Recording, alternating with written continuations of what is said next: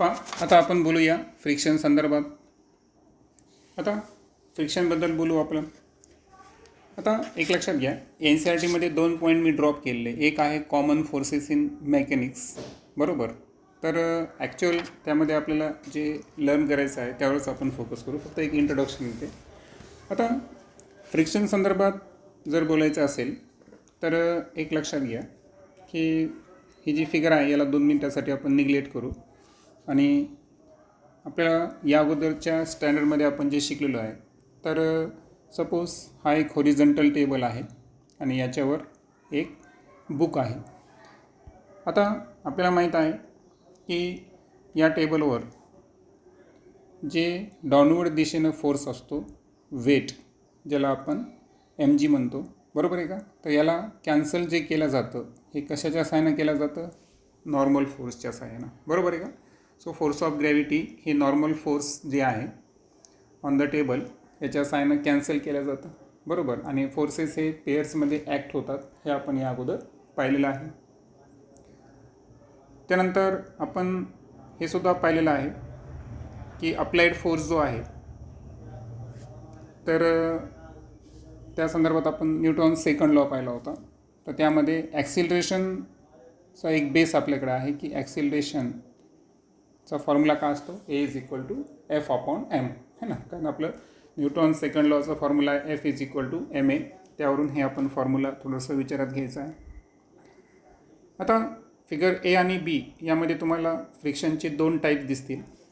पैकी हा जो पहिला टाईप आहे तर यामध्ये तुम्हाला लक्षात येईल की ऑब्जेक्ट जो आहे ना, तर अजून मोशनमध्ये नाही आहे, बरोबर आहे का. तर ऑब्जेक्ट स्टेबल असताना, रेस्ट पोझिशनला असताना, तो त्याच्यावर जर एखादा फोर्स अप्लाइड केला आपण, आणि अप्लाइड फोर्स जी आहे, ओके, तर यामध्ये एक मोशन तुम्हाला एक विचारात घ्यायचं होता. एक कन्सेप्ट अगोदर समजून सांगतो. तर ती कन्सेप्ट आहे इम्पेडिंग मोशन, ओके. आता इम्पेडिंग मोशन काय आहे?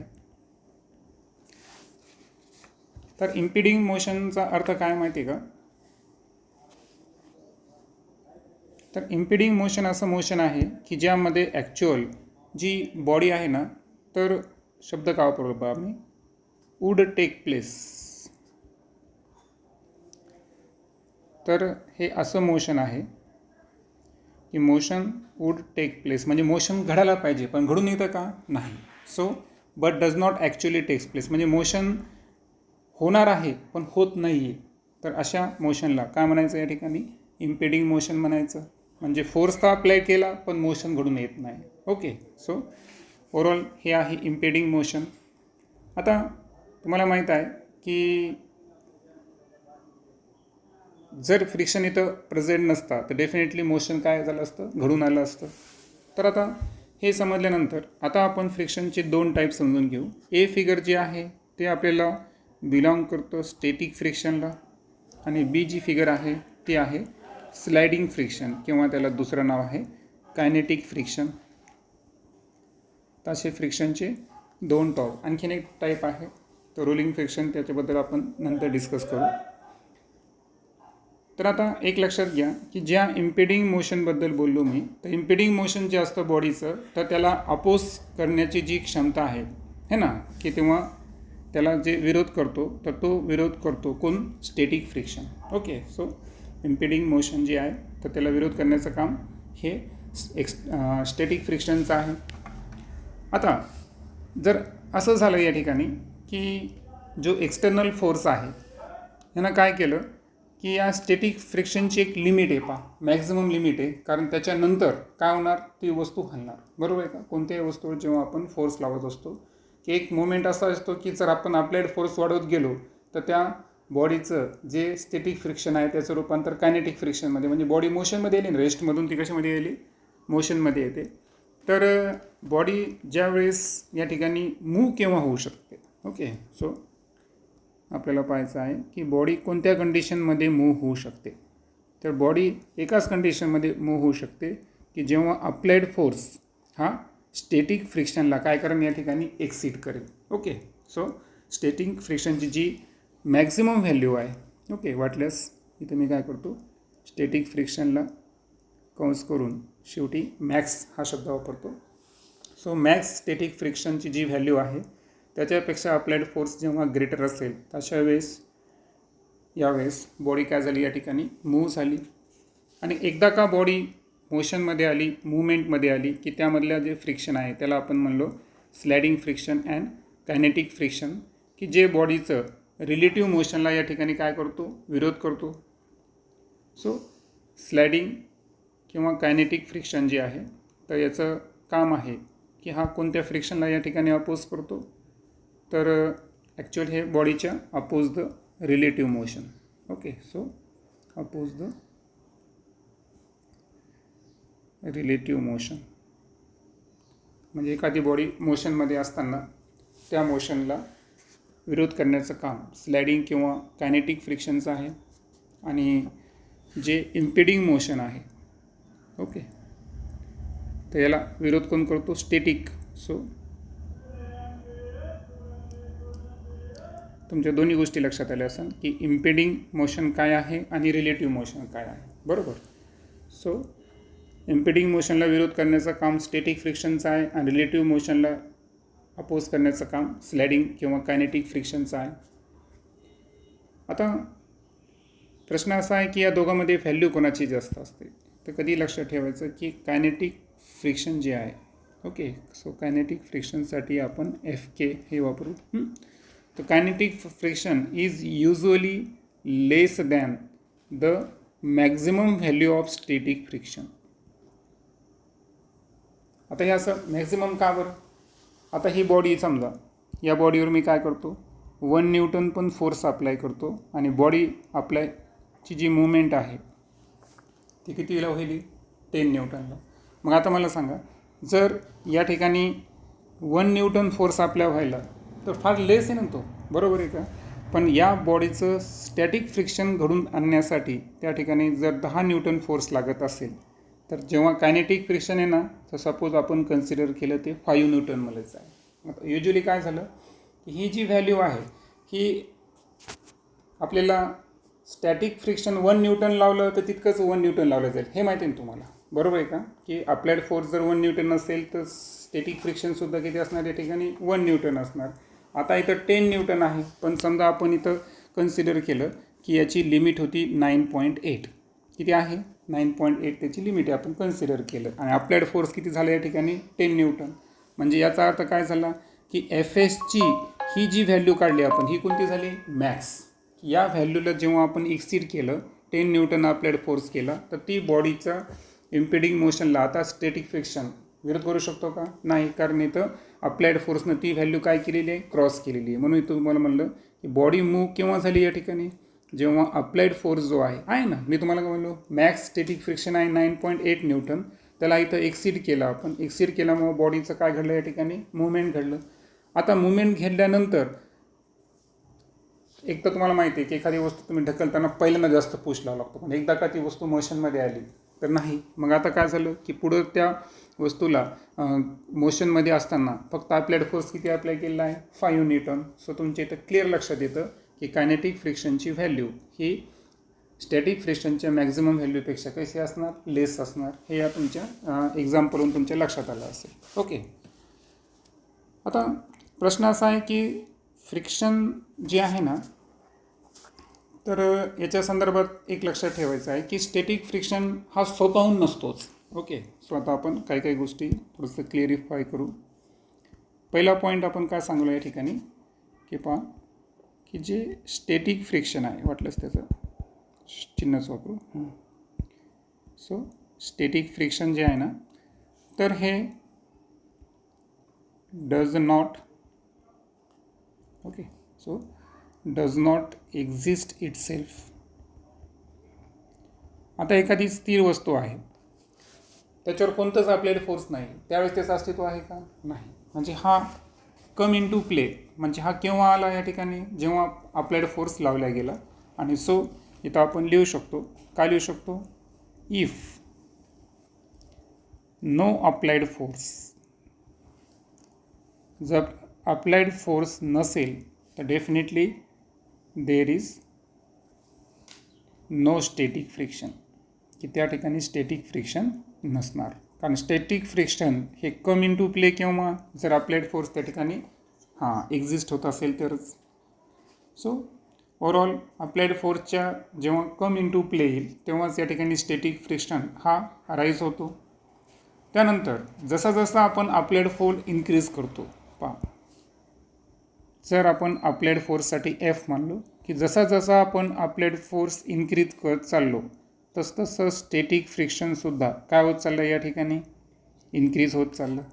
बरोबर. परंतु ही इन्क्रीज होण्याची काय एक लिमिट आहे. बरोबर आहे का? सो या ठिकाणी एक लक्षात ठेवायचं आहे की ह्याची एक काय आहे, लिमिट आहे. आणि म्हणून हे दोन्ही फोर्स एकमेकांच्या काय व्हायले आता इक्वल अँड अपोजिट व्हायले. बरोबर. परंतु ही जी डायरेक्टली प्रोपोर्शनलची कंडिशन आहे याला काय आहे, लिमिट आहे. मग ही लिमिट काय आहे, ही लिमिट आहे Fs मॅक्स. बरोबर आहे का? की Fs मॅक्सपेक्षा स्टॅटिक फ्रिक्शनपेक्षा या ठिकाणी जर अप्लाइड फोर्स या ठिकाणी जास्त होत असेल, बरोबर ना, स्टॅटिक फ्रिक्शनची जी मॅक्झिमम व्हॅल्यू आहे त्यापेक्षा अप्लाइड फोर्स जर एक्सीड करत असेल तर या कंडिशनमध्ये वरी सांगितल्याप्रमाणे बॉडी काय व्हायली, आता मूव्ह व्हायली. बरोबर आहे का? आणि बॉडी मूव्ह व्हायली याचा अर्थ आता स्टॅटिक फ्रिक्शन जे आहे तो या ठिकाणी एक्झिस्ट करणार आहे का, नाही. त्यानंतर वरती उल्लेख केल्याप्रमाणे तोच पण NCERT डबल दिलेला आहे की स्टॅटिक हा इम्पेडिंग मोशनला काय करतो, या ठिकाणी अपोज करतो. आणि त्यांनी हे पण सांगितलं की इम्पेडिंग मोशन जे आहे तर हे कसं आहे माहिती आहे का, जेव्हा अप्लाइड फोर्स आपण अप्लाय करतो आणि बॉडी जी आहे जस्ट आता मोशनमध्ये येणार आहे पण ती मोशनमध्ये जात नाही, तर त्याला आपण इम्पेडिंग मोशन म्हणायचं. आणि त्या इम्पेडिंग मोशनला अपोज करण्याचं काम स्टॅटिक फ्रिक्शन करत असतो. जर फ्रिक्शन ॲब्सेंट असेल तर त्याचंही त्या ठिकाणी अस्तित्व नाही, हे मी तुम्हाला अगोदरच क्लेरिफाय केलं आहे. मग आता आपण थोडंसं फॉर्म्युल्याबद्दल बोलू. आता आपण एक कसं कन्सिडर करू की आता अप्लाइड फोर्सनं काय केलं आहे की जी सर्टन लिमिट आहे स्टॅटिक फ्रिक्शनची त्याला काय केलं, आता एक्सीड केलं. बॉडी कशामध्ये आलेली, आता मूवमध्ये आलेली आहे. आणि तुम्हाला इथं एक कधी कधी NCERTमध्ये तुम्हाला माहीत असेल कधी कधी असे प्रश्न असतात की ही गोष्ट त्याच्यावर डिपेंड आहे का. जसं सॅटेलाईट, आता आपण हे जर पाहिलं इस्केप व्हेलॉसिटी, तर इस्केप व्हेलॉसिटी ऑब्जेक्टच्या मासवर काय आहे, इंडिपेंडेंट आहे ना, कारण ते फॉर्म्युलेमध्ये नाही. तर तसंच या ठिकाणी तुम्हाला लक्षात ठेवायचं आहे की जी स्टॅटिक फ्रिक्शनची जी लिमिटिंग व्हॅल्यू आहे, सो Fs मॅक्स. ओके. तर ही जी लिमिटिंग व्हॅल्यू आहे ना, तर ही व्हॅल्यू जी आहे ती कशाच्या इंडिपेंडंट आहे, it is independent to area of contact. So it is independent of area of contact. म्हणजे ऑब्जेक्टनं किती एरिया ऑफ कॉन्टॅक्ट ऑक्युपाय केलेला आहे यावर स्टॅटिक फ्रिक्शन काय आहे, डिपेंड नाही आहे, तो इंडिपेंडेंट आहे.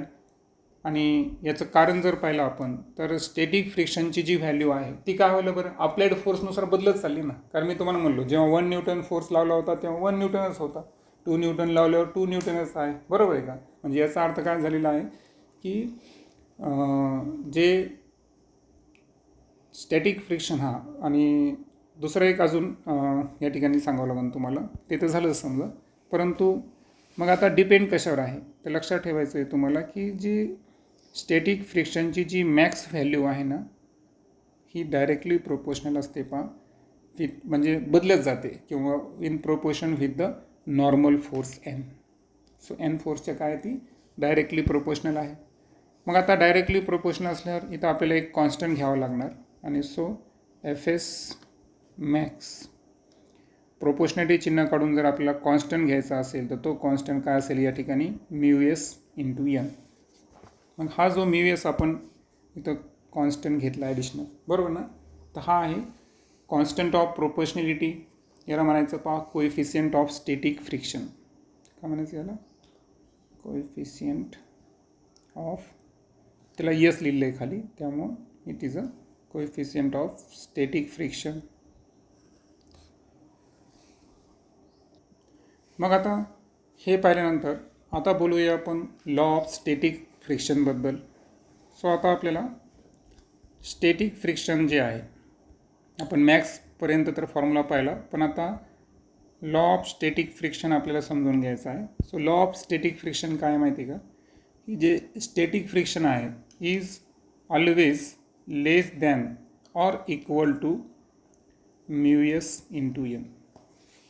लक्षात आलं की स्टॅटिक फ्रिक्शन जे आहे ना, तर हा या दोघांच्या एकतर इक्वल असेल किंवा याच्यापेक्षा कमी असेल, पण हा याच्यापेक्षा जास्त असू शकतो का, नाही. कारण हा याच्यापेक्षा जास्त असेल स्टॅटिक फ्रिक्शन, तर अशा वेळेस एक्सिड जर करत असेल या ठिकाणी, तर अशा वेळेस ती बॉडी मोशनमध्ये, त्यावेळेस स्टॅटिक फ्रिक्शनचं अस्तित्व आहे का, नाही. That's why F S G आहे तर हा less than or equal to कशाचं असेल, म्यू एस टाइम्स एन असेल. आणि इथं सांगितलेलं आहे की अप्लाइड फोर्स एफ जर एफ एस मॅक्सला एक्सीड करत असेल, तर अशा वेळी जी बॉडी आहे ती स्लाईड होते, अर्थातच ती या ठिकाणी मोशनमध्ये यायला लागते. आणि सो जेव्हाही बॉडी मोशनमध्ये येते ना, तर त्या ठिकाणी इम्पेडिंग मोशन संपतं आणि कोणतं मोशन चालू होतं, रिलेटिव्ह मोशन चालू होतं. आता रिलेटिव्ह मोशन सुरू झालं त्या ठिकाणी की फ्रिक्शनल फोर्स जो आहे ना तो डिक्रीज व्हायला लागतो, बरोबर. आणि स्टॅटिक फ्रिक्शनची जी मॅक्स व्हॅल्यू आहे त्यापेक्षा आता स्टॅटिक फ्रिक्शन कमी व्हायला लागलं. लक्षात आलं. म्हणजे ॲक्च्युअल व्हायला काय की अप्लाइड फोर्स जो आहे, तर अप्लाइड फोर्स हा ग्रेटर झाला स्टॅटिक फ्रिक्शनच्या मॅक्स व्हॅल्यूपेक्षा. तर इथं काय झालं की बॉडीचं कोणतं मोशन सुरू झालं, रिलेटिव्ह मोशन स्टार्ट झालं. म्हणजे बॉडी जी आहे ती आता मोशनमध्ये आली, बॉडी आता स्लाईड झाली म्हणा किंवा बॉडी आता मूव्ह झाली म्हणा. आणि मुवमेंटमध्ये आल्यानंतर आता जे त्या ठिकाणी निर्माण होणारं जे फ्रिक्शनल फोर्स आहे, तर हा फ्रिक्शनल फोर्सची व्हॅल्यू जी आहे ना ती आता डिक्रीज व्हायला लागली. आता जे नवीन फ्रिक्शन आता अस्तित्वात येईल ते कोणतं फ्रिक्शन असणार या ठिकाणी, कायनेटिक फ्रिक्शन. आणि ते कायनेटिक फ्रिक्शनची व्हॅल्यू ही कशापेक्षा असणार, स्टॅटिक फ्रिक्शनची जी मॅक्स व्हॅल्यू आहे त्याच्यापेक्षा कशी असणार या ठिकाणी, लेस असणार. कारण आता फ्रिक्शन डिक्रीज व्हायला, जेव्हा बॉडी मोशनमध्ये आली तितका जास्त आपल्याला फोर्स लावायची गरज आहे का, नाही. कारण आता कायनेटिक फ्रिक्शन एक्झिस्टमध्ये आला. बॉडी मोशनमध्ये आल्यानंतर जे फ्रिक्शनल फोर्सचं अस्तित्व आहे ते स्टॅटिक फ्रिक्शनच्या मॅक्झिमम व्हॅल्यूपेक्षा कमी आहे. ओके. मग आता इथून पुढे मला सांगा की रिलेटिव्ह मोशनला जे अपोज करायला तो कोणता मोशन आहे, कायनेटिक फ्रिक्शन आहे. आता कायनेटिक फ्रिक्शनचं पण वैशिष्ट्य आहे की तो सुद्धा स्टॅटिक फ्रिक्शनप्रमाणेच एरिया ऑफ कॉन्टॅक्टवर काय आहे, इंडिपेंडेंट आहे. त्यानंतर त्याच्यामध्ये एक ॲडिशनल एक लक्षात ठेवायचं आहे की ती जी नियरली इंडिपेंडेंट तो व्हेलॉसिटीचे सुद्धा आहे. आपण तुमच्या लक्षात आलं असेल इथं आपण लिहिलं होतं की स्टॅटिक फ्रिक्शनची मॅक्झिमम व्हॅल्यू एरिया ऑफ कॉन्टॅक्टवर काय सांगितलं आपण, इंडिपेंडेंट सांगितलं होतं. मग आता जेव्हा आपण कायनेटिक फ्रिक्शनबद्दल बोलायलो, ओके, सो कायनेटिक फ्रिक्शनची जी व्हॅल्यू आहे एफ के, तर ही कशावर इंडिपेंडेंट आहे. तर दोन गोष्टी आपण पाहिलं, ती एरिया ऑफ कॉन्टॅक्टवर पण इंडिपेंडेंट आहे आणि त्यानंतर व्हेलॉसिटीवर सुद्धा ती काय आहे, इंडिपेंडेंट आहे. ओके. आणि मग पुढं आपल्याला लॉ ऑफ कायनेटिक फ्रिक्शन समजून घेऊ आपण. So law of kinetic friction. Law of kinetic फ्रिक्शनचं जे फॉर्म्युला आहे तर तो काय असेल, सेम तसाच असेल, फक्त इथं एफ के असेल. आता इथं is less than or equal to होतं, पण कायनेटिक फ्रिक्शनमध्ये तसं नाही. तिथं डायरेक्ट काय असणार, इज इक्वल टू, त्यानंतर इथं म्यू के आणि यम. फक्त बदललं काय बरं, लक्षात आलं का. एफ एस होता त्याच्याऐवजी एफ के आलं kinetic friction. Less than equal to होता, डायरेक्ट इथं इक्वल टू आलं. म्यू एसची जागा कोणी घेतली, म्यू केनं. मगाशी आपण पाहिलं होतं mu S coefficient of static friction आहे. म्यू के जो आहे त्याला काय म्हणायचं, coefficient of kinetic friction. Okay. आता पुढे चलो आपण. मग आता प्रश्न असा आहे की कोएफिशियंट ऑफ कायनेटिक फ्रिक्शन हा कशावर डिपेंड आहे का, तर डेफिनेटली तो डिपेंड्स ओनली, फक्त कशावर आणि कशावर डिपेंड आहे, तो डिपेंड आहे सरफेस इन कॉन्टॅक्ट. की जो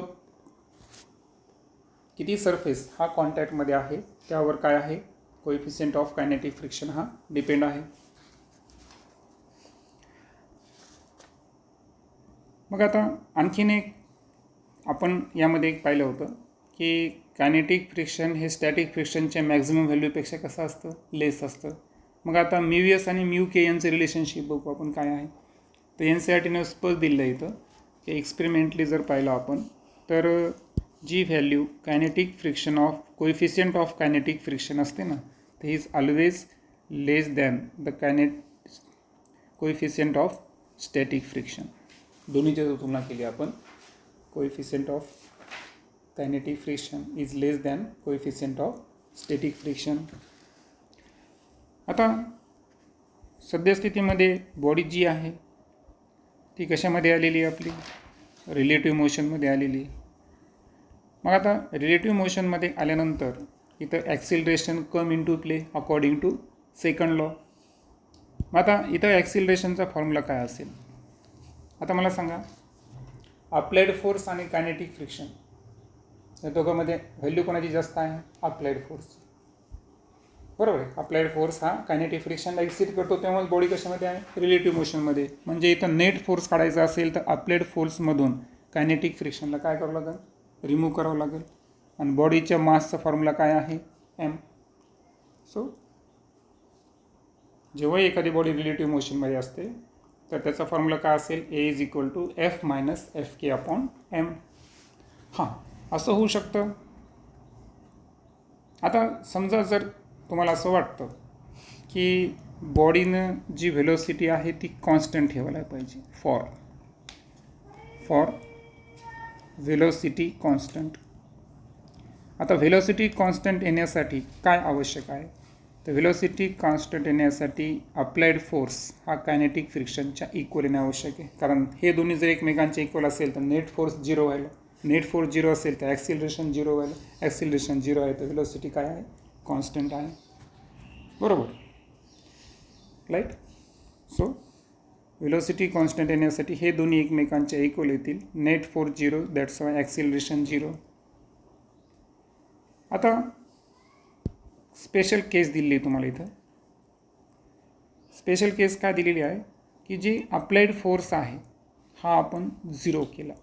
झिरो केला म्हणजेच अप्लाइड फोर्स काय केला, आपण रिमूव्ह केला. तर मला सांगा, काही वेळानंतर इव्हेंच्युअली बॉडी काय होणार आहे, स्टॉप होणार आहे. परंतु बॉडी स्टॉप होत असताना त्याचं जे निगेटिव्ह ॲक्सिलरेशन आहे त्याची व्हॅल्यू जर काढायची असेल आपल्याला, तिथं एफची व्हॅल्यू झिरो टाका तर काय येईल, minus F K upon M. बरोबर ना, हा असेल फॉर्म्युला. आणि इव्हेंच्युअली थोड्या वेळानंतर बॉडी काय होणार आहे, स्टॉप होणार आहे. सो अशा पद्धतीचं हे फ्रिक्शनचे दोन टाईप्स. नेक्स्ट पहा, determine the maximum acceleration of the train in which box lying on its floor will remain stationary given that coefficient of static friction between box and train's floor is 0.15. आता आपल्याला ट्रेनचं maximum acceleration असं find करायचं आहे की ज्यामध्ये एक box आहे त्याच्या फ्लोअरवर ठेवलेला, तो कायम कसा पाहिजे, आपल्याला स्टेशनरी पाहिजे. बरोबर आहे का, त्याचं स्लायडिंग नाही व्हायला पाहिजे. इथपर्यंत मॅक्झिमम ॲक्सिलरेशन आपल्याला फाइंड करायचं आहे. आणि बॉक्स आणि ट्रेनचं फ्लोअर या दोघांमधलं जे कोएफिशियंट ऑफ स्टॅटिक फ्रिक्शन आहे त्याची व्हॅल्यू दिली आपल्याला 0.15. सो ओव्हरऑल जो डाटा आपल्याकडे दिलेला आहे तर तो आहे म्यू एसची व्हॅल्यू दिली आपल्याला. बरोबर, स्टॅटिक फ्रिक्शन ते आहे 0.15. करेक्ट. आता एक लक्षात घ्या या ठिकाणी की बॉक्स जो आहे तर बॉक्सचं ॲक्सिलरेशन हे कशामुळं आहे, स्टॅटिक फ्रिक्शनमुळं. कशामुळं आहे, स्टॅटिक फ्रिक्शनमुळं. कारण बॉक्स जो आहे तो है ना मूव्हिंग ट्रेन आहे. बरोबर आहे का, मूव्हिंग कोण आहे, ट्रेन आहे. बॉक्स तर स्टेशनरी आहे फ्लोअरवर. आणि दॅट्स वाय इथे लक्षात ठेवायचं की बॉक्सचं जे ॲक्सिलरेशन आहे, सो ॲक्सिलरेशन जे आहे बॉक्सचं हे कशामुळं आहे, due to static friction, F S, static फ्रिक्शनमुळं आहे. मग आता आपल्याला माहीत आहे की फोर्सचा फॉर्म्युला काय आपला, मास इंटू ॲक्सिलरेशन, म्हणजे बॉक्सचं जे मास इंटू ॲक्सिलरेशन आपण या ठिकाणी विचारात घेऊ. Okay, so mass into acceleration हे कशाचे इक्वल असणार, स्टॅटिक फ्रिक्शन. बरोबर आहे, मास इंटू ॲक्सिलरेशन कशाचे इक्वल असणार या ठिकाणी, स्टॅटिक फ्रिक्शनच्या इक्वल असणार. स्टॅटिक फ्रिक्शनची व्हॅल्यू आत्ताच पाहिली आपण, is less than or equal to mu S N. पण आता तुम्हाला हे पण लक्षात ठेवायचं की एन हा काय आहे, नॉर्मल फोर्स आहे, आणि नॉर्मल फोर्सला बॅलेन्स कोण करतो, फोर्स ऑफ ग्रॅव्हिटी, म्हणजे त्याचा फॉर्म्युला काय आहे, एम जी आहे. मग आता ओव्हरऑल जर पाहिलं आपण तर लेफ्ट साईडला आपल्याकडे आहे एम ए आणि राईट साईडला mu s less than or equal to mu s, आणि नॉर्मलच्या ऐवजी काय घेता येतं मला, एम जी घेता येतं. मग आता मास जर मी तर कॅन्सल केलं तर acceleration is less than or equal to mu s g, हा फॉर्म्युला या ठिकाणी एक्झिस्टमध्ये येतो. आणि राहिलं याच्यावरून जर मॅक्झिमम ॲक्सिलरेशनचा फॉर्म्युला काढायचा असेल तर मॅक्झिमम ॲक्सिलरेशन काढताना आपण काय करणार या ठिकाणी, डायरेक्ट इज इक्वल टू करणार. बरोबर, लेस दॅन ऑर इक्वल टू आहे ना, मग इक्वल टू केव्हा होऊ शकतं, जेव्हा ॲक्सिलरेशनची व्हॅल्यू काय असेल, मॅक्झिमम, आणि आपल्याला काय फाईंड करायचं आहे, मॅक्झिमम ॲक्सिलरेशनच फाईंड करायचं आहे. सो आता डायरेक्ट व्हॅल्यू पुटअप करायची आहे. म्यू एसची व्हॅल्यू किती आहे, 0.15. ग्रॅव्हिटीची व्हॅल्यू आपण अप्रॉक्सिमेटली 10 कन्सिडर करू. सो इथे येईल 1.5 मीटर पर सेकंड स्क्वेअर. सो हे असेल आन्सर. तर आता नेक्स्ट व्हिडिओमध्ये आपल्याकडे 2 अजून प्रॉब्लेम आहे, आणि त्यानंतरची जी कन्सेप्ट आहे रोलिंग फ्रिक्शन याबद्दल बोलू.